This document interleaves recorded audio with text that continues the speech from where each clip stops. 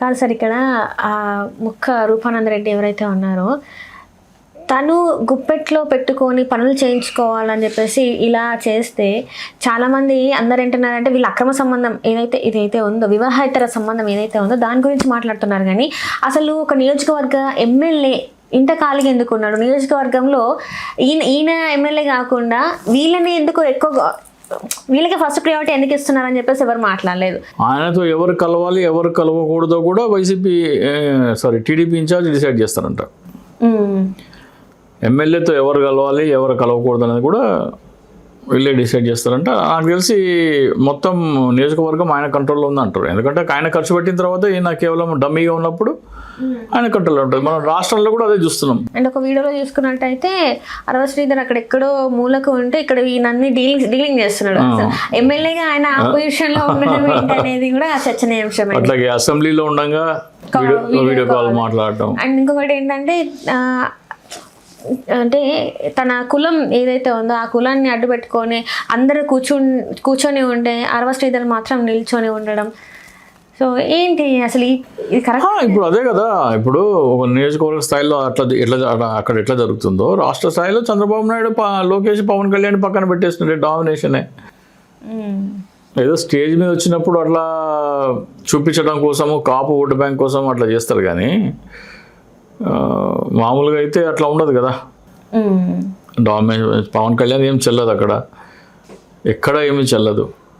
Domination అంతా ఉంది. ఎందుకంటే పవన్ కళ్యాణ్ ఈ రోజున ఎక్కువ మాట్లాడితే ఏమవుతుంది, పవన్ కళ్యాణ్ పార్టీలో 21 మందిలో 11-12 మంది టీడీపీ అనుకూల నుంచి వచ్చిన వాళ్ళు ఇట్లా ఇషారా చేయగానే ఇటు దూకేస్తారు. మంత్రులు ఉన్నారు, ఎవరు నాదెండ్ల మనోహర్, కందుల దుర్గేష్. బాబు నీకు మంత్రి పదవి ఉండాలన్నా పోవాలన్నా, నువ్వు ఇటు వస్తావా అక్కడే ఉంటావా అంటే నేను మీ సైడ్ వస్తాను, మంత్రి పదవి నాకు కావాలంటాడు ఆయన.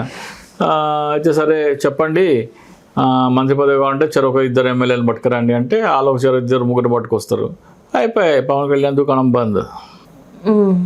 కానీ కాపు ఓటు బ్యాంక్ రాదు అనుకున్నప్పుడు చేస్తుంది. ఇంకా కాపు ఓట్లు మనకు రావు అనుకున్నప్పుడు అది చేస్తారు. ఇప్పుడు ఫర్ ఎగ్జాంపుల్ వంగవీటి రంగా గారి అబ్బాయి వంగవీటి రాధాకృష్ణ ఉన్నారు కదా, ఆయనకి ఎమ్మెల్సీ ఇవ్వాలని, ఎమ్మెల్సీ ఇచ్చి మంత్రి పదవి చేద్దామని లోకేష్ అనుకుంటున్నారండి. ఎందుకంటే రంగా గారి మర్డర్ అనే మచ్చ మన మీద ఉంది, అది తొలగించుకోవాలంటే వాళ్ళ అబ్బాయినే మనము ఎమ్మెల్సీ ఇచ్చి ఆయనని మనం మంత్రిగా చేస్తే ఆ పాపం కొంచెంవరకు పాపం కడుక్కోవటం అంటారా లేకపోతే ఆ అపవాదుని తొలగించుకోవడం కోసం అంటారా చేస్తే బాగుంటుంది అని వాళ్ళు ఎన్నికల ముందర మాట ఇచ్చారు.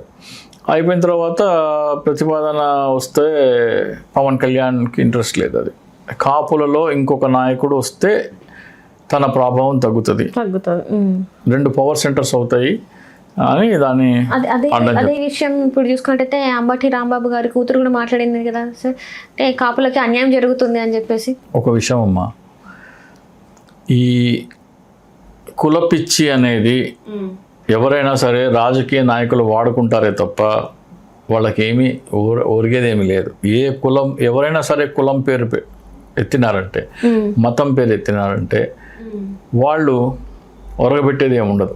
ఆ కాపు కులానికి కానీ లేకపోతే హిందూ మతానికి అని చెప్పే కానీ లేకపోతే ముస్లిం మతానికి అని చెప్పే కానీ ఎవరైనా సరే రాజకీయాలు చేస్తారో వాళ్ళకి వీసమెత్తు అభిమానం కూడా దాని మీద ఉండదు, ఏమి చేయరు కూడా. ఉదాహరణకి పవన్ కళ్యాణ్ ఉన్నాడు. పవన్ కళ్యాణ్ కాపుల ఓట్లు 90% టీడీపీకి వేయించినాడు మొన్న ఎలక్షన్లో. కాపులు అనేవాడు 90% అంటే అట్లా వేసేసినారు. కాపులకి ఏం ప్రయోజనం జరిగింది?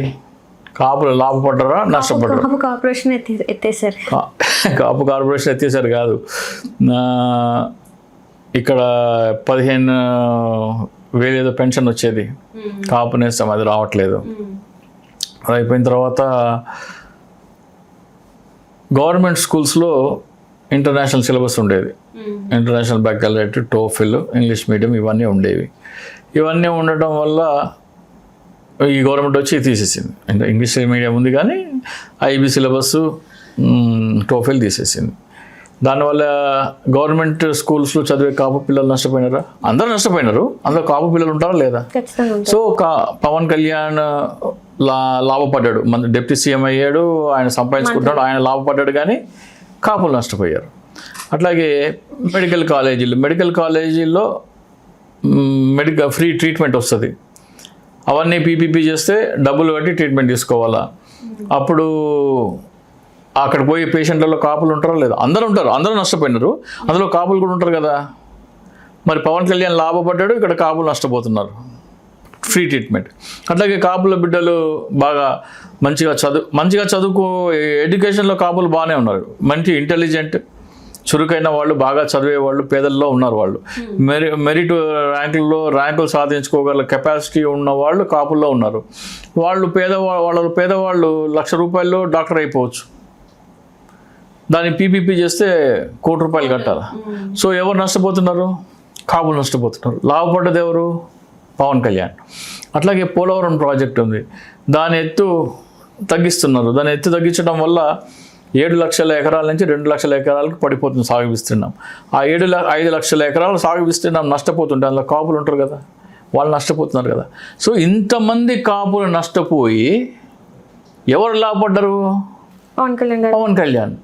వీళ్ళందరూ నోళ్ళు ముంచడానికి కేవలం వాళ్ళకి ఏంటంటే, మా కాపు అనేవాడు డిప్యూటీ సీఎం అయ్యాడనే సంతృప్తి కోసము వాళ్ళ పిల్లల చదువులు నాశనం చేసుకుంటున్నారు. వాళ్ళ పిల్లలు డాక్టర్లు కాకుండా నాశనం చేసుకుంటున్నారు. ఫ్రీ వైద్యం దొరికేదాన్ని నాశనం చేసుకుంటున్నారు. ఇరిగేషన్లో సాగు విస్తీర్ణం నాశనం చేసుకుంటున్నారు. ఏంటి?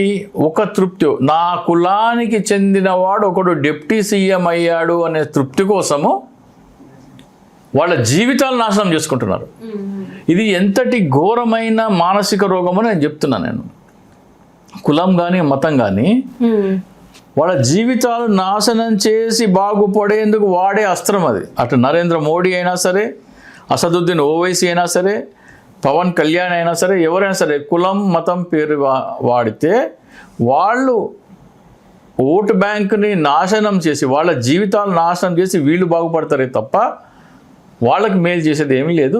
అటువంటి మేలు చేసే వ్యక్తి ఎవరైనా ఉన్నారంటే ఒకే ఒక వ్యక్తి, ఒక కులానికి చేయలేదా, ఒక వర్గాలకు చేశాడు, బిఆర్ అంబేద్కర్ గారు.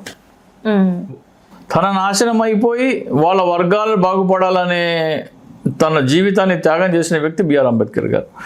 కానీ వీళ్ళందరూ మీ జీవితాలను నాశనం చేసుకొని, అంటే ఏంటంటే నేను డిప్యూటీ సీఎం అయిన సంతృప్తి కోసం మీ జీవితాలు నాశనం చేసుకున్నా పర్వాలేదు అనే మానసికత వాళ్ళలో చూపించారు. మనాడు డిప్యూటీ సీఎం అయితే చాలరా, నా పిల్లోడు అడుక్కు తిన్నా పర్వాలేదు, నా పిల్లోడు కూలి పని చేసుకున్నా పర్వాలేదు, పవన్ కళ్యాణ్ డిప్యూటీ సీఎం అయితే చాలు, నా పిల్లోడు అడుక్కు తిన్నా పర్వాలేదు. ఇది కాపుల మెంటాలిటీ. జగన్మోహన్ రెడ్డి ఏం చేసినాడు? నా పిల్లలతో పాటు మీ పిల్లలు కూడా ఇంటర్నేషనల్ సిలబస్ చదవాలా, నా పిల్లలతో పాటు మీ పిల్లలు కూడా ఇంగ్లీష్ మీడియం చదవాలా, మీ పిల్లలు కూడా డాక్టర్లు అవ్వాలా.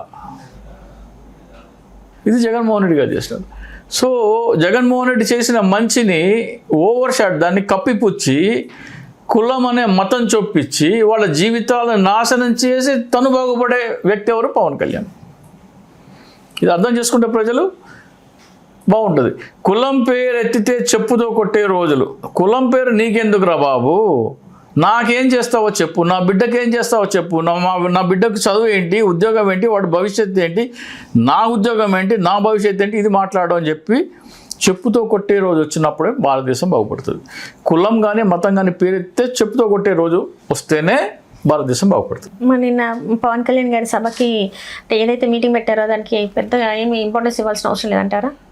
చెప్తున్నా కదా, జనాల్లో ఆ పిచ్చి బాగా నింపేసినారు చాలామంది. ఇప్పుడు గంగా సురేష్ బండారావు, అలాగే బల్లే మురళి, ఇలాంటి వాళ్ళు కనువిప్పు కలిగి వాళ్ళు మాట్లాడుతున్నారు. అలా కనువిప్పు కలిగితేనే ఒక కాపులు బాగుపడతారు. అలా కలుగువిప్పు కలగకుండా పవన్ కళ్యాణ్ డిప్యూటీ సీఎం అయితే చాలు, నా పిల్లలు అడుక్కు తిన్నా పర్వాలేదు అనుకుంటే పవన్ కళ్యాణ్ డిప్యూటీ సీఎంగానే ఉంటాడు, వీళ్ళు ఇట్లనే నాశనం అయిపోతుంది. ఒక్కడు బాగుపడడం కోసం లక్షలాది మంది జీవితాలు నాశనం అవుతాయి. Thank you so much. నమస్తే.